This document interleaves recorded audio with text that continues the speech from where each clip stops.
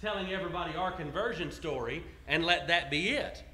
But you'll notice as you read through this one, it's not simply him telling his story, but rather him telling a story of how a church member reached out to him, helped him see the truth, and through this story, he gives all of the scriptures and passages that Randall pointed him to so that he could see for himself and read. That's why this has been so good and so effective. And tonight, last week we were talking about, and I know Jason reviewed Sunday morning what he did Wednesday night for the sake of some of our teachers who were in other classes on Wednesday night. What we were talking about in chapter 1, the introduction leading into this, was about really where it all ends, where this story comes to an end. He tells the conclusion almost all the way to the end of it before he begins to back up and tell the whole story, how it all took place. And so Jason was talking about the point where in chapter 1, they come to a congregation of people that they had never met, led there by a police officer that they had never met. But when they went, because they'd been studying the truth and went to find someone to baptize them into Christ, that officer who stopped them ends up leading them there. The brethren, some of them are there, the elders and deacons of the congregation are there to meet them. The preacher's there, he baptizes them. When you read the end of the story, you see all of that being told again at the end of the book. So keep reading through and seeing what's happening. Tonight we're going to try to move through chapters 2 and 3 of this book, and we're going to be looking at some scriptures along with what he gives and some others as well. But we're going to be looking at this story and how it begins to unfold. Michael Shank has become pretty well known because of this book. But at the time he was writing this, at the time he was living this rather, not writing it, but living it, he was not a member of the church. He wasn't known by anyone, as far as we know, who was a member of the church. Had no notoriety, no name to be told. And I love what he does in this book by not giving the name of the man who actually comes to him. But it was a man he worked with. I know in the book you're going to read about Randall. And you're reading about Randall and all the conversations, all the things that went on between these two.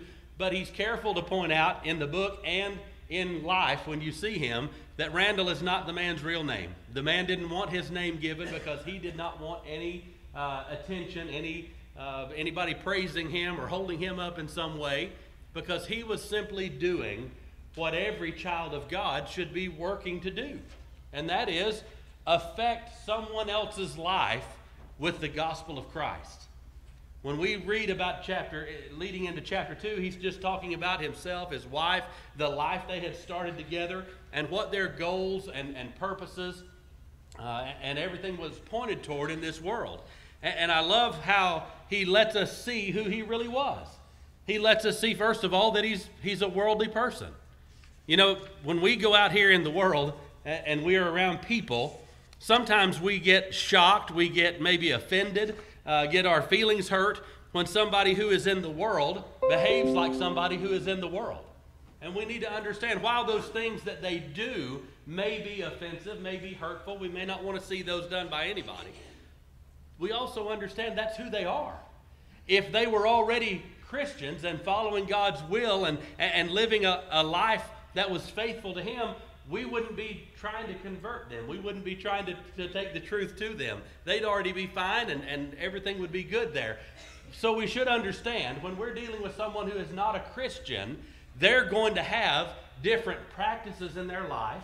They're going to use different language than we choose to use. They're going to think things and laugh about things and deal with things that we don't even allow into our lives. Those are going to be a regular part of their lives. He mentions while he was on his way to work that day that somebody flipped a signal to him because of a near incident in traffic. And so he says, I did it right back. Well, again, that's not for shock value, I don't believe. That's just to let us see who he is. He was a person in the world who is living in a society, and whether we like to admit it or not, our society permeates who we are. Much of what we think, whether things are good, bad, whether things are right or wrong, whether things should be done, shouldn't be done, whether we should enjoy them or shun them, a lot of that is dictating are dictated in our minds by the society in which we live. You go to other countries, other places where people live in different ways, and the things they do are going to be different from here. A lot of them are driven by the same emotions, by the same desires, but the things themselves are going to be different because that society is different. Michael Shank grew up here and is a member of this society. He was doing and thinking and pursuing the same things that he sees throughout this society. He points out that he was a worldly person. He also points out that in that worldliness, he was materialistically minded. He doesn't make any bones about it. He says, we were driven to make money. The very idea, there's nothing wrong with making money. Let's not misunderstand about material things versus materialism. Material things are not wrong. God made them. God set these things in front of us, and God told us to use them to our benefit. In the scriptures, we read that a man is supposed to work and feed his family, to feed his own, take care of his own, provide for them. We read that we need to prepare ourselves for what's not only here now, but for what's coming. The idea of having savings and having plans for the future. There's nothing wrong with that. Abraham was a wealthy man in his time. Job was a wealthy man in his time. But what we see most of the time, when we see people of great wealth, and I say most of the time, we see people who are materialistically minded rather than having a godly mindset. Not every time, but most of the time. Which is why Jesus said it's easier for a camel to go through the eye of a needle than for a rich man to enter the kingdom of heaven. It's not going to be easy because people tend to get to trusting in their riches instead of trusting in God. But he points out that he and his wife had materialistic tendencies, that they were after the idea of making loads of money. He talks about the job he had, that it had a good salary, it had a good benefit package. He had other things. He had a car allowance, and he talked about all these things that made up his salary package and all the benefits he got from work, and that was his focus. That's what he wanted out of life. And you know what? None of those things are evil. Not one of them. I would dare say there are some in here who have jobs that provide some of those things. We might not have a job that provides all of them that he had. He had a very good job. But it's not wrong to have those things. It's not even wrong to work for those things. What makes riches and having of things wrong is a mindset that's behind it, the attitude that's behind it. Materialism. And he points out that they had a very materialistic mindset. That was their goal in life, to make lots of money, to have all of these things. They did not have the goal that they should have, which was a heavenly goal. So he points out who he is. But in this, he shows himself also to be very goal-oriented. He and his wife were working for what they wanted. You know, that's not a bad thing. That's a good thing. Somebody sees what they want, they set those goals in front of them, and they work to that end. He had plans for the future. He knew what he wanted to do, so he said when they moved to Nashville, he was going to not only work, but he wanted to be in a position where he could continue to go to school to further his education so that he could be in the field of computer programming. And that was what he wanted to do. That's what he planned to do, and he worked toward that end. Not just because somebody's worldly in some of their concepts or even all of their concept doesn't mean that everything they do is bad. He's got a good work ethic. He's a hardworking young man, and he's got some goals set in front of him. Obviously not the right goals, but he's working toward that end. As we keep reading, we read that he's also someone who is not only sharp in his thinking, but he also has some good character about him. Some very good character. You remember Saul of Tarsus. And what made the difference between Saul of Tarsus and Paul the Apostle?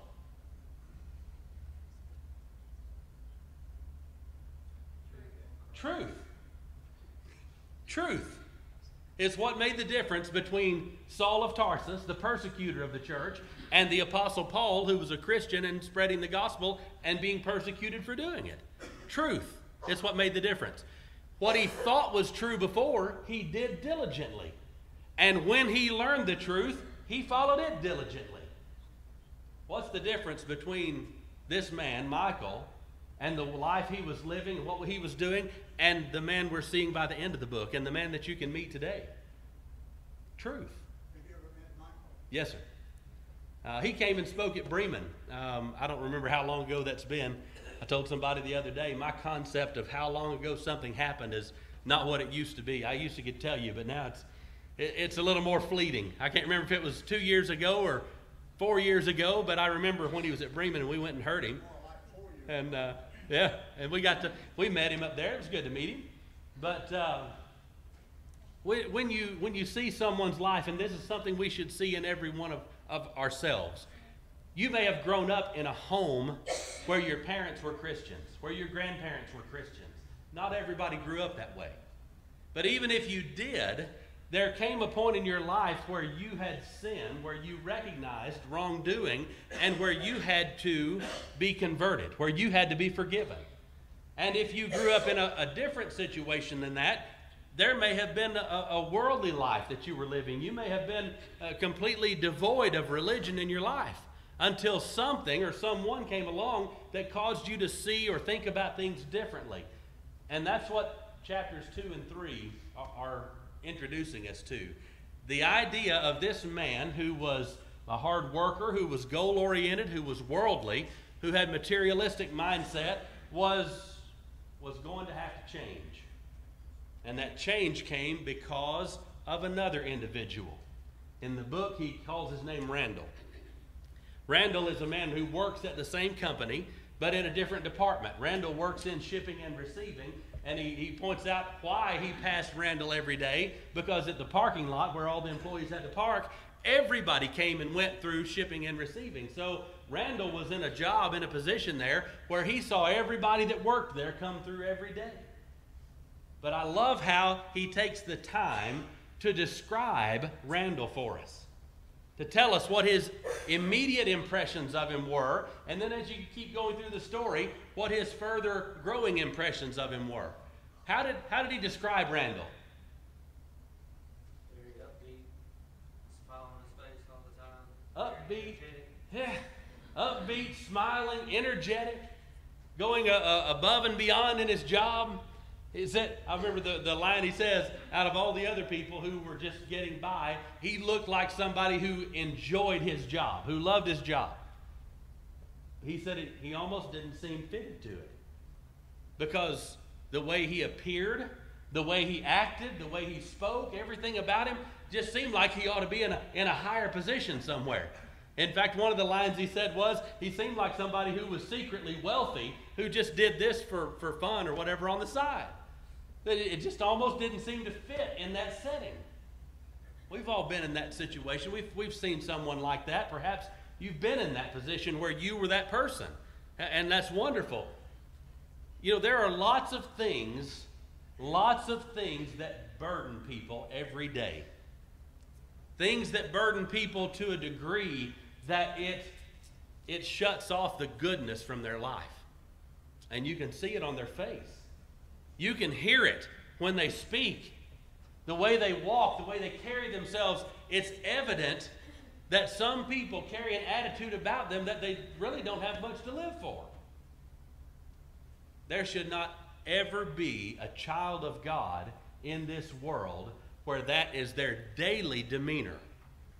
Now, there may be hard times. There may be some very difficult things that come up, something that is very hard to handle, something that emotionally tears us up, that for a day or maybe for a week or a short time, we might be downtrodden. That can happen. We might for a little while be broken, in a sense, emotionally. But that should not be the daily demeanor in the life of a Christian. Why is that? We are secretly rich and we're only working here. That's it. Whatever we're doing in this world, we are either secretly or openly rich, depending on how we treat it. We've got all the wealth that can be amassed by anybody. Not in this world's riches. Somebody might have that. Most of us don't. But we have something that the world cannot have. We have a different outlook. We have a hope. We have assurance. We have salvation. We have life. So that no matter what we're facing and no matter what we're doing, Philippians chapter 4, Paul says, rejoice in the Lord always. And again, I say rejoice. He says that we can be joyful, we can be thankful, we can do this in everything. Now, he doesn't say we'll do this because of everything. There are things that hurt us just like they hurt anybody else. But even in a hurtful situation, even in a hard or difficult situation, the child of God who is walking with him faithfully has a different outlook that brings a joy that a circumstance in this world cannot rob, cannot take away.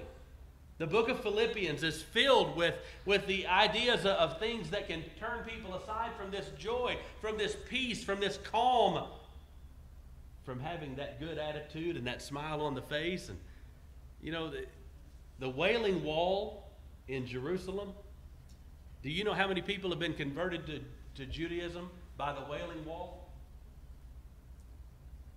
I would dare say none. But how many people are converted to Christ because of the demeanor of the Christian that they meet? That ends up opening a door. That ends up with the conversion of a soul because someone looks at our life and they see joy. They see happiness. They see satisfaction. They see contentment. They see purpose. And if you read any self-help book or talk to anybody in any field of psychology today, they're going to tell you those are the things that everybody is seeking. They may word it a little differently here and there, but that's what people are seeking. And God brings that to us. He brings it through Christ. He brings it through forgiveness. He brings it through family and belonging and future and life and promise. It's all here. Michael saw that in the expression and the demeanor of Randall. And he liked what he saw. At first he said, I couldn't put my finger on it, but there's something appealing about it. This fellow was different. And so we are introduced to Michael, this man who was worldly, this man who was materialistic, who was goal-oriented, who was a hard worker, who had his future mapped out in front of him, but it was without God. He comes across this man in shipping and receiving, and you remember what we're reading about happening. It doesn't just fall into place. He's walking through there, walking past there, and what does Randall do? He shouts at him. He hollers at him. Hey, what's your name? First words that we read in here that cross between these two men. Hey, what's your name? You know, that's not the ideal opening that most of us are looking for. Yelling at somebody's back, hey, stop for a minute and tell me who you are. There's no telling how long they'd both worked there, how many times they'd already crossed paths right there, but on this occasion, he got his attention. So he turned around and told him his name. In the South, that's pretty common. If you did that in New York, you might get a different reaction. Around here, if you ask somebody their name, you're probably going to get it. And they'll probably ask you what yours is and how mama's doing. You know, the South, they're very, very friendly. He turns around and tells him his name and says, what's yours? So he tells him his name. And after they had just met, they just given this approach, this opening line, what does Randall do? Now that you're my new friend. Were they friends yet? They were going to become friends. They weren't really friends yet. When you first meet somebody, you can be friendly, but it takes some time and some communication to build a friendship. They're going to build a friendship. But right now, it's just friendliness. But Randall uses this opportunity of friendliness to open a door.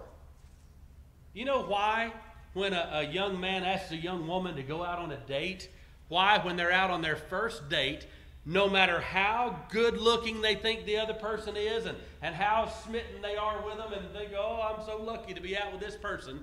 Do you know why on the first date he doesn't propose? Because he knows what the answer is going to be. Unless he is some real special kind of fella and she is some kind of crazy, the answer would be no. Tell me why. They don't know each other. They don't know it. The furthest thing they know about each other is what they look like, what their voice sounds like a little bit, and maybe the few opening things on a first date where they're giving some information, but they don't really know each other yet. There's no real interest developed here except, again, maybe they're good looking, but that's about the extent of it. There are lots of good looking people out here in the world that you don't want to be married to because their looks go about this deep and that's all the good there is to it.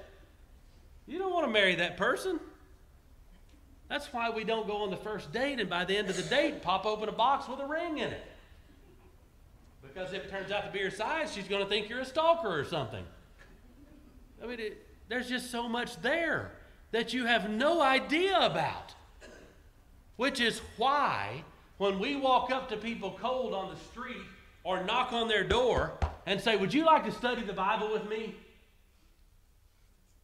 You know what the answer is the vast majority of the time? See you later. No, I'm not going to study the Bible with you. Why am I not going to study the Bible with you? I don't know who you are. You may be some kind of kook.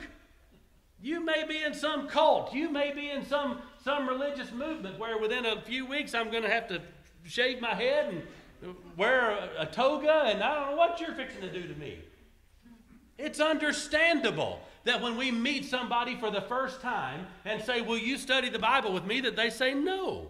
Now, if they've been your neighbor for a while and you've developed a little bit of neighborly relationship and they've seen how you live and some of how you don't live, then you've got something there to work with. If it's a coworker that maybe you haven't talked much or at all, but at least they've seen you at work and seen kind of who you hang with and what you talk about, what you laugh about at the water cooler, then again, there's a little bit there of some knowledge. Not much yet, but a little bit. I don't know how much these two had seen each other day by day, but they didn't know anything about each other. So Randall does not say, what's your name? Will you study the Bible with me? He doesn't do that.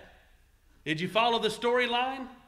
It's 3.5 months later before he gets to a point where he says, we need to study the Bible. And he doesn't even come out and say it like that. Do you see how he leads this situation, this relationship into the right way?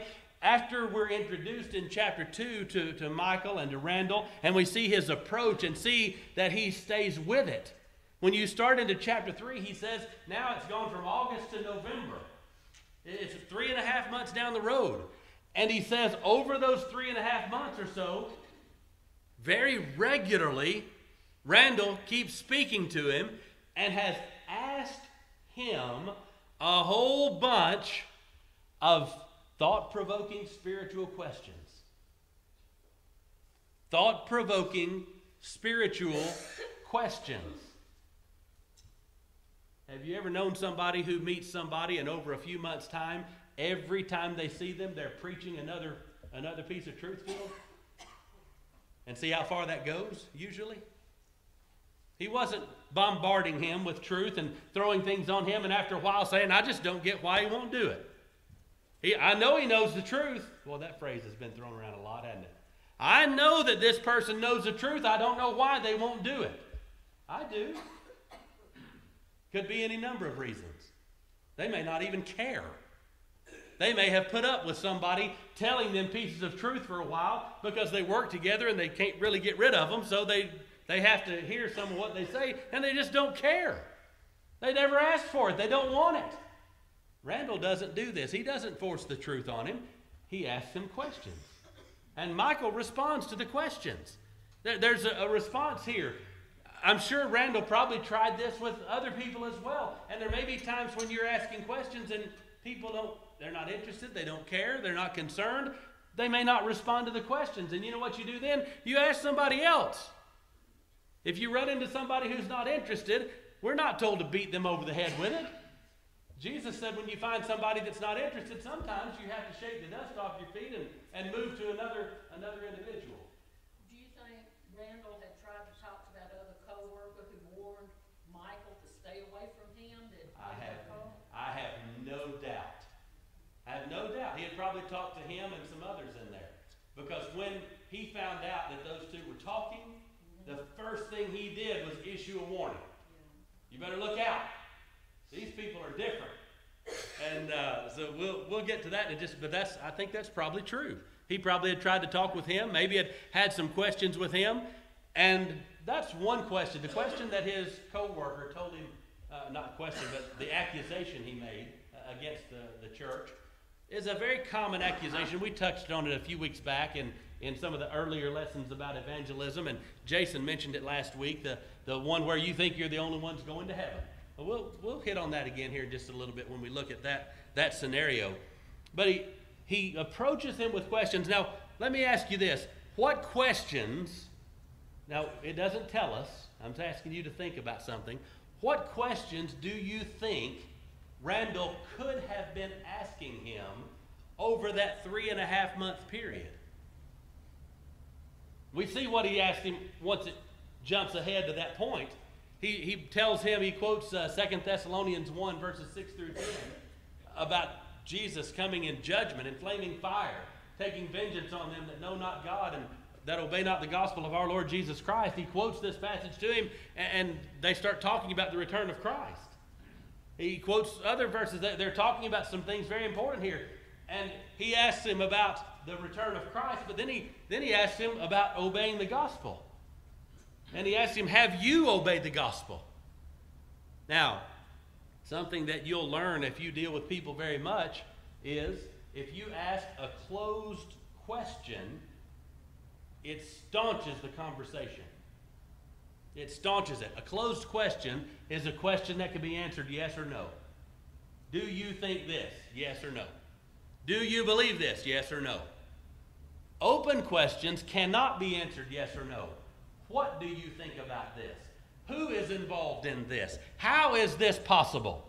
These all take some kind of explanation.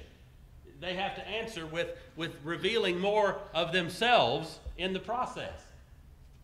I notice at the beginning of this, he starts off just finding out his name and offering some donuts and starting a dialogue with him. But then after he gives him the donuts, he says, I've got something even better that I can give you in a little while. And then they go on. He asks questions that are thought-provoking questions. Typically, those are open questions, not closed. Closed questions get an immediate yes or no, and you're done with it. An open question, though, makes you have to reason, makes you have to think, makes you have to answer it differently. And so no doubt he'd been asking him a number of open questions, but then he gets to this point 3.5 months later, and he asks him about the return of Christ. Do you believe this? And the answer is, he's going to come. Do you know that he's going to return? Whenever he's scheduled. I don't know when he's coming or when he's appointed or however he worded it. So he quotes to him from Matthew 24. No man knows the day or the hour. But then he says when he comes, he's going to come taking vengeance, come with judgment, come in flaming fire, coming with angels. Have you obeyed the gospel? I don't know. That's a yes or no question. Have you obeyed the gospel? Now, do you remember what Michael comes up with? His initial response is, to himself, I don't know. When he answers Randall, he says, I've been saved, if that's what you're talking about. Notice the next question. How? How? When somebody starts talking about salvation, the proper question to get everything out on the table is, how were you saved? Tell me about it. But you can't just throw this question out there and let them ramble on, and you have to listen. We have to be listening. Listening is a developed skill. Now, when we're born, we have the capability of hearing. But listening is a developed skill. How many parents are in this room? Or grandparents? How many of you have kids who have the capability of hearing but are stone deaf at times? Yeah. because they have the capability of hearing does not mean they're listening. So we tell them, look at me. Because if their eyes are on something else, their ears are off to us. Look at me. Focus. Pay attention. We need to do that same thing when we're talking to other people. Number one, it's polite. And it causes people to enjoy having conversation with you better if they can see that you're listening. That's just being considerate of the other person. But in this instance, it's also extremely necessary to listen well. When a person starts to tell you about their salvation, you need to hear every detail that is given. I have at times when somebody agrees to a Bible study, actually have them write down their description of their salvation. Have them date it, have them sign it. Because in another few weeks, maybe a month or two down the road, when you're going further in studies and they see laid out before them finally, reading it from their Bible, what it says to do about salvation, I've seen people who told me they were saved this way, later on in a study say, that's what I did. They're not being evil. They're not trying to lie. I'm not accusing them of lying. Everybody, you, me, everybody, when we're dealing with ourselves, tries to reason things in the best possible way so that it's good for us. That's natural. Honesty should keep us from going too far in doing that. But I don't think people are trying to be dishonest. They want to be saved. They have been taught that they are saved. And when they see what God says about being saved, naturally they want to think, I've done that. And so that's where many people go. And then they pull that paper out of their Bible that they put there that they wrote, saying, this is how I was saved. This is how it came about. And sometimes that's very eye-opening, and it's always difficult. But it can cause people to see I'm bending things with my thinking and my wishes, my desire, not with truth. And so we need to make sure that that's seen. But when Randall questions him about how he was saved, he begins to explain. And what he explains is a very typical explanation of what we see with denominational teaching. He was saved when he accepted Jesus, and he mentions a sinner's prayer. Then it was months later, I believe, no, it was years later. I think he said it was about 5 years later when he was actually baptized. And so Randall makes that point very clear to him. So you, in your mind, what you're relating to me is you were saved back here and you were baptized way down the road over here. So baptism has nothing to do with salvation. And that was the understanding that Michael had, a denominational understanding of salvation and baptism. And so in his approach, he uses questions and he opens the door. He continues with questions for several months till he finally gets to the point where he nails down some questions, or nails him down rather with some questions. Have you obeyed the gospel? Well, I really don't know. When they go through all of this, he comes to a point where he has to be admitting to himself, I haven't done what this man is showing me from the scriptures. I haven't done this.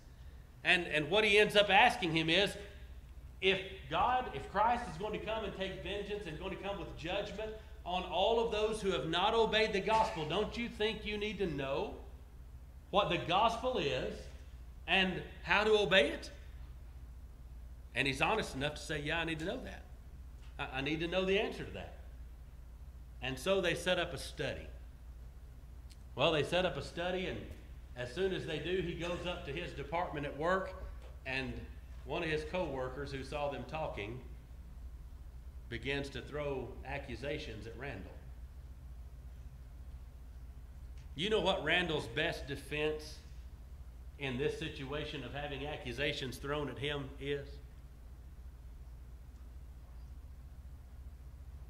Does Randall ever defend himself about those accusations?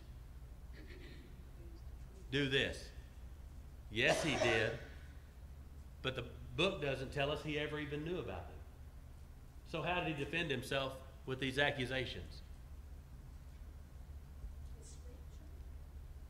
He followed the scripture. He knew it well. He followed it himself faithfully. And every time he spoke with Michael about his soul, about his salvation, he was giving him Scripture. Not one time do we see him going off in another way, taking another thought, or doing things with his life that would undermine who he really is. Who he really is being shown forth in the way he's living, the way he's speaking, the way he acts and behaves at work, his demeanor, his attitude. He's seeing this whole picture of Randall. He does not seeing it very deeply yet, but he's seeing this bigger picture. So when this man accuses him, he cancels the study. But what happens? He keeps seeing Randall. And every time he sees Randall, what does he see? He sees goodness, kindness, concern, consideration, and a man who every time they have opportunity to speak, the Word of God is coming out. Do you have something, Joe? Oh, thought you were holding your hand up. So we see this approach. We see him continuing and following through, speaking to him on a regular basis, continuing to build some relationship as this door continues to open wider and wider. And then we see him step into this door finally and say, here it is. Here's where you are. Here's what you need. You need to sit down with me and study the Bible. And so he agrees, he cancels, and then when we move into chapter 3, we see him, again, you're continuing the questions and the answers. He asks them this question. I love this question. How many times have you eaten today? It's near the end of the work day. He's been out servicing, working on things. He comes in. How many times have you eaten today? He says 3 times. How many times have you fed spiritually? The only answer he can give to that is, I'm starving. Not at all. I haven't fed spiritually on anything. And so Randall takes this opportunity, and that's when he talks to him about Christ coming back and talks to him about setting this study. He stays diligent with him in continuing to talk to him, diligent in his own character, and he finally gets to the question, have you obeyed the gospel? And when, of course, the answer is, I don't know, he sets a study. And I want to talk about setting a study tonight. We won't move through the rest of chapter 3. I know we're running out of time. But talking about setting a study, it's difficult for most people to have a study at work because most workplaces do not allow their employees to sit around and talk about anything for an extended period of time. And most of them don't want you talking about the Bible for any amount of time, much less setting up a study and doing it at work. So most Bible studies that get set up and happen with someone are going to happen away from work. Now, if it's a family member, if it's a neighbor, if it's a friend, there are many opportunities. If it's a coworker, then it's going to have to be done after work. It's going to have to be done on a Saturday or a Sunday afternoon or sometime when you're not at work. But a study is not just these passing questions or comments. Notice Randall has been using these to open the door. But when it gets to the point where Michael is seeing some need in his life of understanding truth, of understanding what he needs to do, Randall does this. He goes away from just asking questions on a periodic basis, and he says, let's sit down and study. And so they set a date, a time, and a place of when the study is going to happen. He ends up canceling it. Later on, that study is going to be reestablished, and they will go forward with it. But they set a date, a time, and a place. When you've got a date, a time, and a place, then you have got your first Bible study. All this other stuff has been preliminary. All this other stuff has been opening doors. I think for most Christians who are thinking and pondering on evangelism, I don't think the Bible study is the biggest hurdle. I don't think that's the biggest problem. There are some people who say, I don't feel like I'm prepared or equipped for it. But most of the time, it's this preliminary stuff that scares people. How am I going to get them to sit down with me? Once I get there, I can do it, but how do I get this person that I don't even know to the point where they're sitting down with me? I'm not going to tell you this is the only way to do it. Not by any stretch. But I am going to tell you this is one very, very effective way to do it. To open dialogue, to keep it going, to ask spiritual questions, biblical questions that should be thought-provoking, that should cause them to want to know the answers, and then do not give them the answers. A good teacher will not ever give a student an answer that the student can learn for themselves. Because if somebody tells you the answer, you'll remember it just long enough to write it down on a test. But if you dig and research and look and learn the process of how you got to that answer, it'll stick with you much better. Don't tell them answers. I've heard people say, well, I've been telling them these things for 5 years. I don't know why they won't do it. They may not even be a student. They may not even be listening. You'll know they're a student if you ask the questions and they look for the answers. And they try to find them and they work at it and they're thinking about it. Maybe they have trouble and they come back and you help them find it. Don't hand it to them. Don't hand it to them. Help them find it. So that they learn for themselves. They'll learn much better, and it's going to be a much greater impact on their lives because they looked it up and they found the answer in the truth. What about where Michael Shank was, where he was saying, I'm saved, if that's what you're asking about? How many denominational doctrines are there about salvation? How many of you run into over the years? Well, I was saved this way. I was saved that way. There are lots of ideas out there. He had some particular ideas from a particular denomination. You may run into any number of things. But I love how Randall handled this in this scenario. He doesn't just say, here's what you're supposed to do, and if you haven't done these, he asks him, have you obeyed the gospel? He admits in writing this book, I don't even know what that phrase means. I think there may be a book in the Bible that's called the gospel, but I don't know what it means to obey a book. I don't know what it means to do this. So he had to look critically at himself and recognize, I don't know the answer to this. And what that's doing is planting doubt, and it's creating indecision. It's making a person get to a point where they recognize, I need help. I don't know all the answers. I don't have all of this. And if I haven't obeyed the gospel, then he's going to judge me and condemn, not he, Randall, but Christ is going to judge and condemn me. I need to know what the gospel is. I need to know what obeying the gospel is. There are a number of verses that are given in this book as you go through. Some of them are given in references. Some of them are typed out in the text. It would do us all well. I don't remember if Jason gave a memory verse for lesson 1. Lesson 1, let's see, it was Acts chapter 22, verse 16. Thank you. Acts 22:16 was the memory verse for that one. In chapter 2, it gave 2 verses in the teacher's book, Acts 20, verse 28, and Ephesians 2, verse 2. That would be wonderful to memorize. In chapter 3, it gives Matthew 24:36, and it gives 2 Thessalonians 1, or actually it did not give this. I put this down on here because he quotes it in the text and uses it to help this man see his position before the judgment of Christ. 2 Thessalonians 1, verses 6 through 10. So we're now at a point where he sees his need for learning, for understanding more. And we're going to watch Randall as this keeps unfolding and developing, taking full advantage of this man seeing his need and supplying that need by giving him the truth.